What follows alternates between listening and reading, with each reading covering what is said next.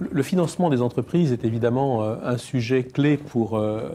non seulement leur développement, mais aussi dans un certain nombre de cas leur survie. Et de ce point de vue-là, la crise a obligé beaucoup d'entreprises à être beaucoup plus performantes et beaucoup plus diversifiées en termes de sources de financement. Bien sûr, on pense d'abord à l'optimisation qu'on peut faire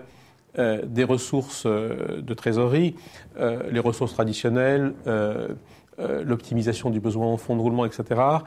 sont des sujets sur lesquels il y a en général toujours quelque chose d'intéressant à faire. Et ça, c'est de la trésorerie qui est en général gratuite pour l'entreprise, donc particulièrement accessible. Ensuite, la crise a un petit peu fait évoluer les sources de financement entre l'accès direct au marché et les financements bancaires. En particulier,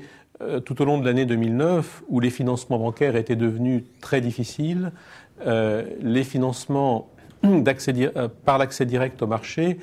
ont été privilégiés par beaucoup d'entreprises parce qu'ils permettaient d'avoir accès à des ressources financières généralement abondantes, parce qu'il y a encore beaucoup de liquidités dans le monde,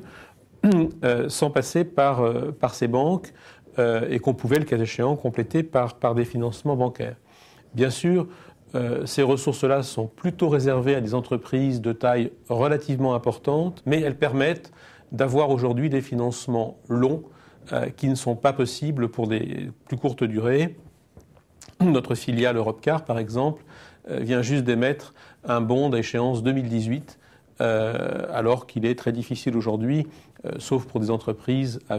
bénéficiant d'une notation de la plus grande qualité, très difficile d'avoir des financements aussi longs. Les financements bancaires ont commencé à se rouvrir un petit peu. Et de ce point de vue-là, je crois que c'est très important pour les entreprises de conserver un lien de proximité avec leurs banques, les informer sur l'évolution de la situation de la société, les informer par avance et donc pour ça être évidemment capable d'anticiper les besoins de trésorerie qu'elles pourraient avoir. N'oublions pas non plus l'action remarquable que fait Oseo sur pratiquement tous les segments du financement externe, aussi bien en termes de prêts que de garanties, etc. Et donc c'est souvent une aide pour beaucoup d'entreprises, notamment dans la situation un peu difficile que l'on peut connaître aujourd'hui lorsque ces tensions de trésorerie sont temporaires. Et puis enfin, il ne faut pas exclure non plus les financements sur fonds propres. Nous avons par exemple, nous chez Eurazeo, initié une nouvelle ligne d'investissement qui s'adresse à des PME de forte croissance, c'est-à-dire des sociétés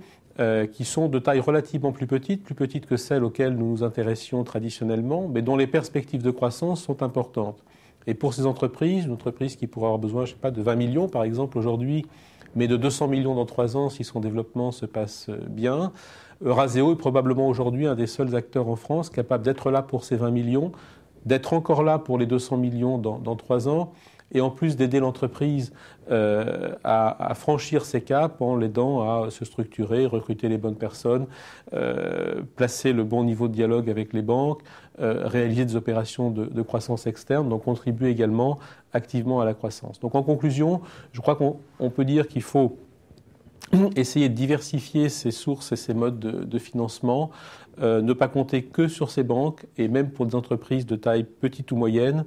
il existe des solutions beaucoup plus diversifiées de financement. Elles nécessitent un peu plus de travail, elles sont un peu plus compliquées à mettre en œuvre, mais encore une fois, plus que jamais, il faut éviter de mettre tous ses œufs dans le même panier.